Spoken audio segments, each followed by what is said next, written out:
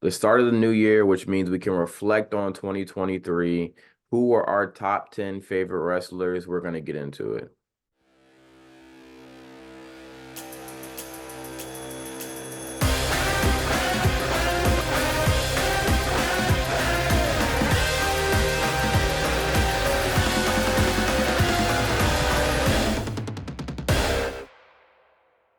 Welcome back to another episode of the Thank God for Wrestling podcast. I'm host one of two, Johnny King.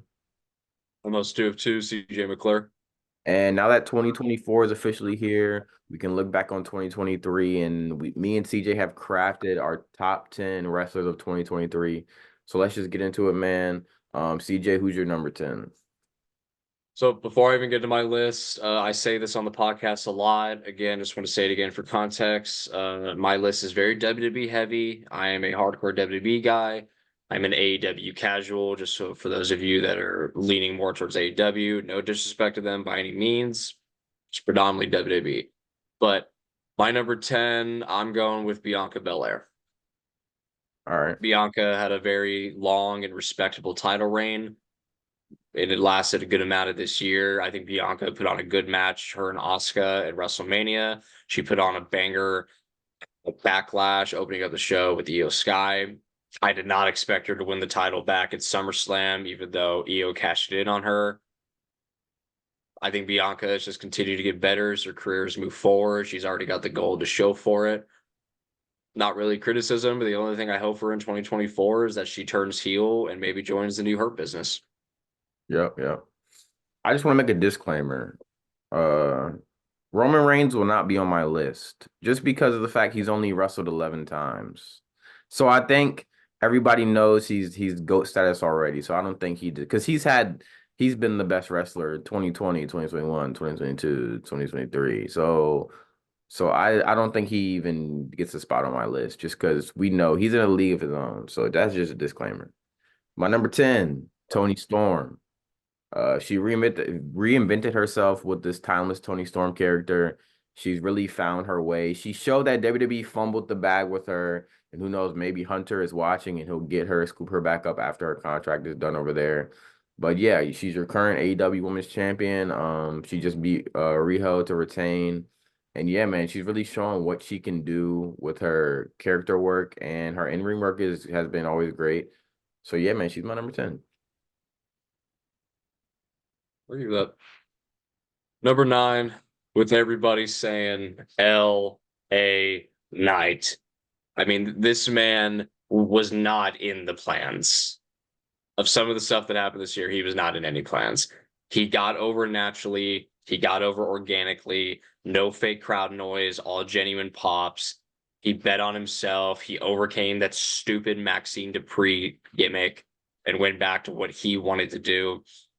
And it's worked. He has gotten over naturally. I mean, not to get ahead of myself, we're going to do a best of video after this. But as far as I'm concerned, yeah, is the chant of the year. And that's because of LA Knight. He was given a main event shot against Roman Reigns. He showed he could hang. I'm really excited of what 2024 has in store for him. I hope he wins his first championship this year, being the United States Championship. I think that'd be a great way to put some gold around his waist. My number 9, Christian Cage. Bro, this was his year, bro. Bro, really, he's almost 50, but he said that doesn't mean anything. He reinvented himself. He has the dad gimmick, bro, which has taken over AEW. He is probably the top heel in AEW right now. He's created this faction with Nick Wayne and Nick Wayne's mom, bro. I don't know. He's just, and Luchasaurus Kill Switch, whatever you want to call him now. And the fact that Adam Copeland Edge has come to AEW has really made it even better. And they had a crazy match at World's End. And yeah, man, Christian Cage, he just turned himself into something at WWE that we never saw that side of him in WWE. We saw a little bit of in TNA, but he really took this heel work and ran with it. So yeah, he's my number 9. Number 8, I got Mommy, Rhea Ripley. Okay. The beginning of her title reign was a little subpar to me, but Rhea Ripley definitely took over at WrestleMania. I mean, her and Charlotte put on that 5-star match, rightfully so. I know some people are arguing that Rhea and Charlotte should have main evented. They made a pretty good case for it. I do think the tag team match after that still was the right call, but be that as it may, Rhea won the Rumble, Mrs. Iron Woman, went the distance from 1 to 30, broke the record, or at least the women's record for that match. It's definitely looking like she's going to walk into WrestleMania, the women's world heavyweight champion. Rhea's strong, man. Like when we talked about Jade Cargill and how fit she is, I really look forward to the day we get a Rhea versus Jade match. I hope we get that in 2024. And yeah, I think Rhea's done great stuff in the Judgment Day, being the leader of the Judgment Day. Highly appreciate what she's done. My number 8 is LA Knight. Everything you said, man.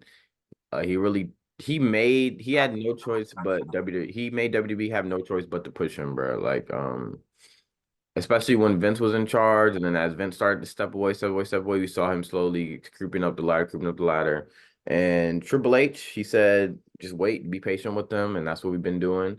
And yeah, I do believe he'll face Logan Paul at WrestleMania, and get the United States Championship. That'll be his first WWE gold. I wish they didn't do the match with Roman. I don't know, bro. Like even looking back on it, it was like there was no point in that. They just need Roman to wrestle. Um, but yeah, man, LA Knight, he has a bright future. And he's gonna have a good WWE run before his career starts to wrap up. So yeah. My number 7 is Sami Zayn. Probably, arguably, the best year of this man's career. I mean, one of the loudest pops of the modern era when he turned on Roman, hit him with a chair at the Royal Rumble.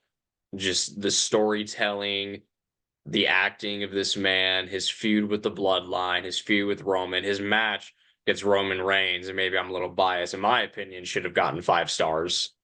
I mean, what him and Kevin and the Usos put on at WrestleMania, a great way to close night one. Had a run with the tag team championship, was involved in War Games. I really, really hope because of what he's accomplished this year that Sammy will win a world title. I really hope that for him because, quite frankly, I think he deserves it.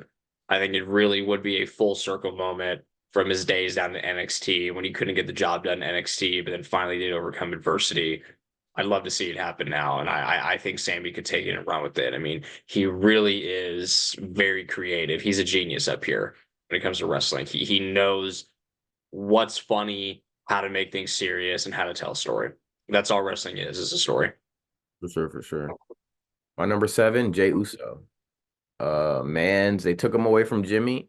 Mans has shown he can be what he says he always was, main event Jey Uso. He's become a solo act on Raw. The story over there has been great. Yeah, man, him winning the tag team championships with Cody, even though that was short lived. The birth of Yeet, bro. We thought Yeet was done, but now it's back. They got the rights back. And yeah, man, I honestly believe that Jey Uso could be also a world champion himself, man. He's shown that he's capable of main eventing solo matches, of doing what he needs to do, putting on bangers almost every week on Raw. So yeah, man, Jey Uso, number 7. My number 6, Seth Rollins. We talked a lot about Roman and not being here that often. And I would just say this year I truly finally realized that Seth is the kind of guy he's either going to be here or he's not. If he's here, he's shown up every week. He's going to defend the title often. He'll defend it on Raw. He'll defend it at live events. He'll defend it on pay-per-view, of course.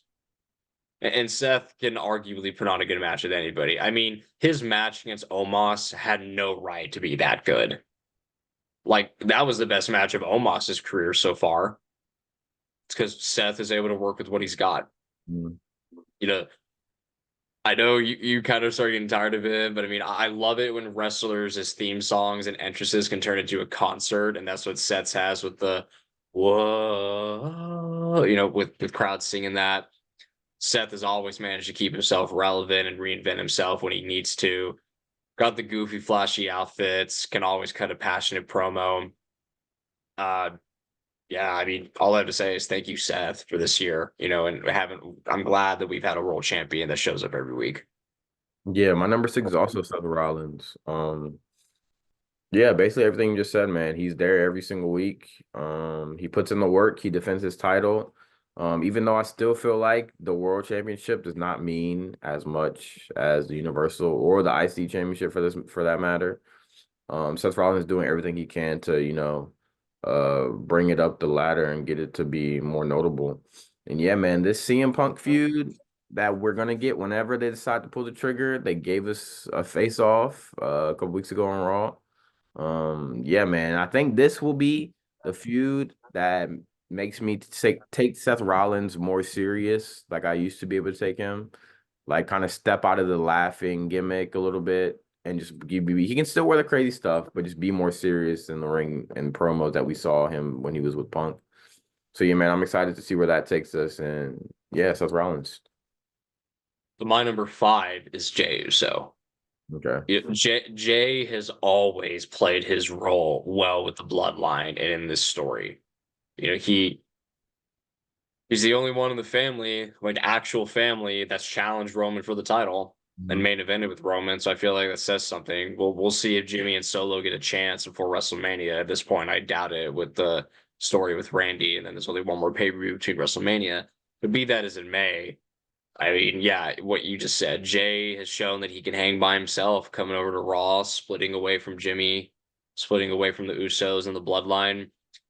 He found his thing with this. That gets the crowd hyped. The yeet is hype. I mean, every time he throws a punch, in War Games, crowd is saying yeet. I mean, like that. And in my mind, that's reminiscent of when every time Steve Austin throws a punch, the crowd is saying what. Mhm.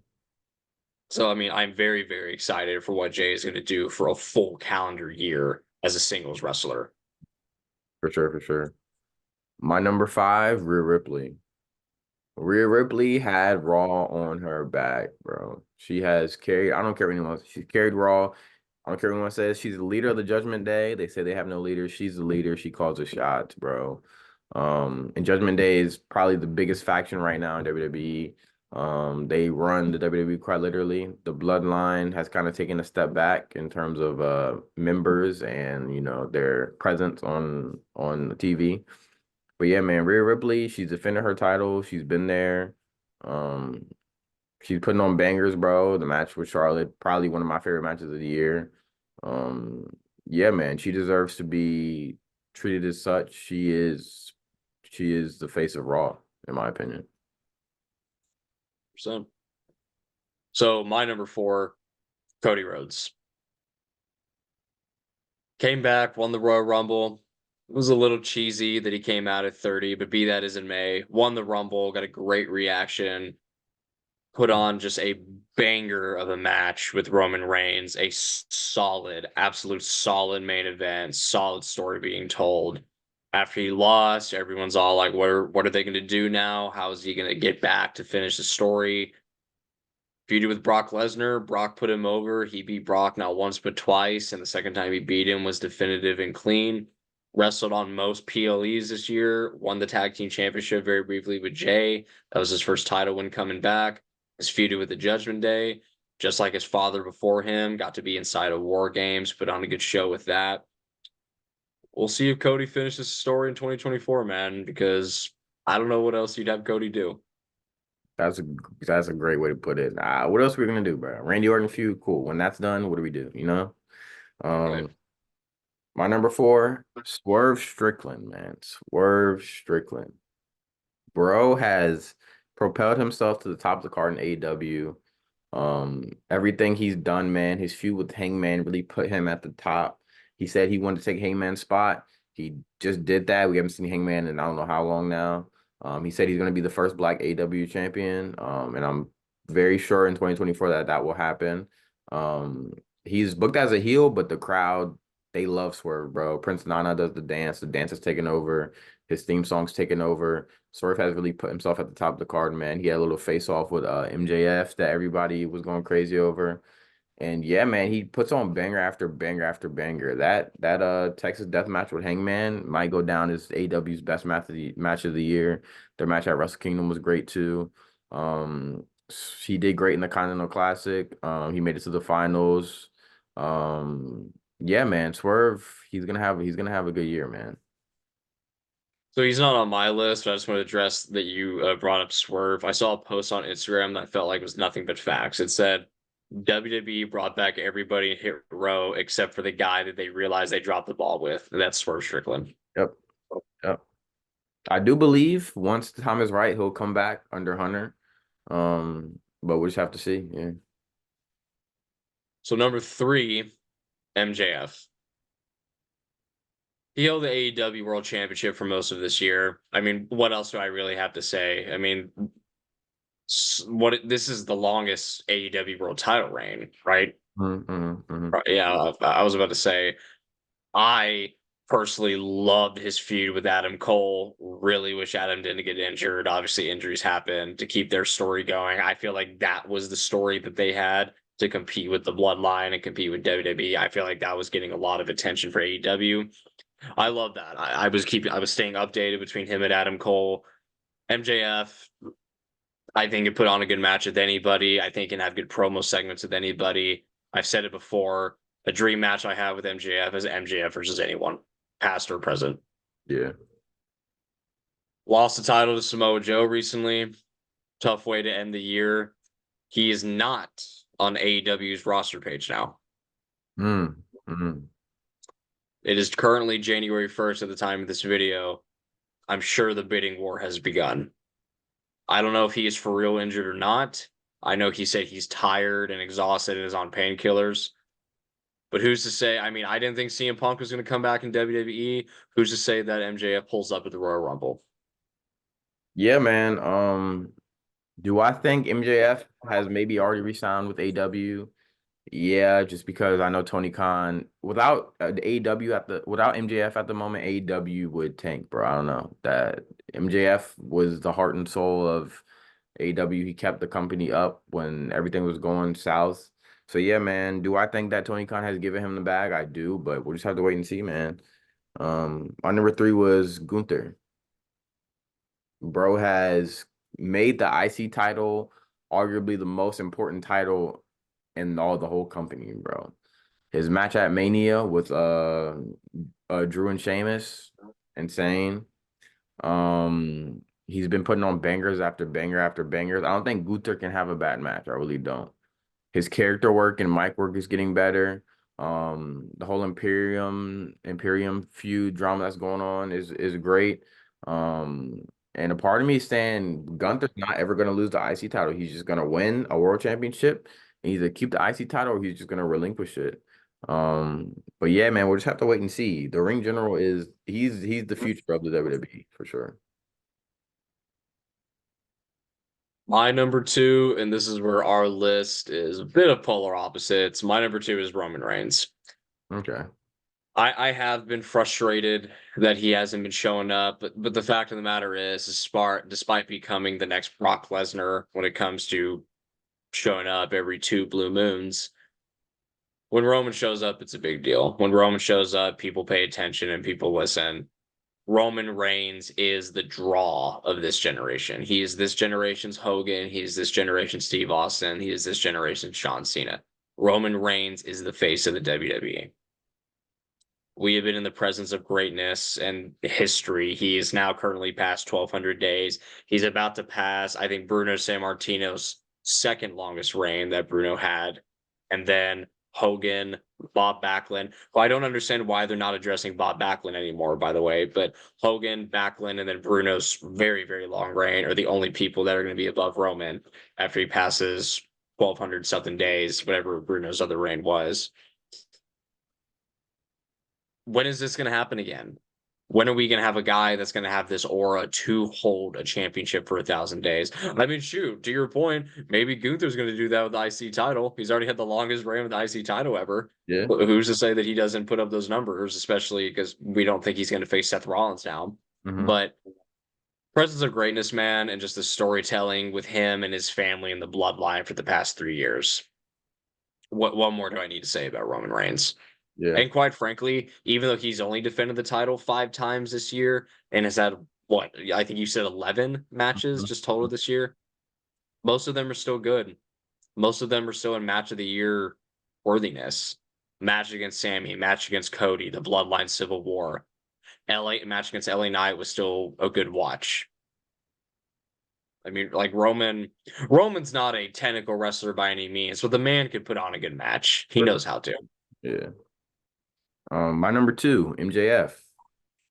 Bro, longest AW championship reign. It just came to an end, like you said, from Samoa Joe.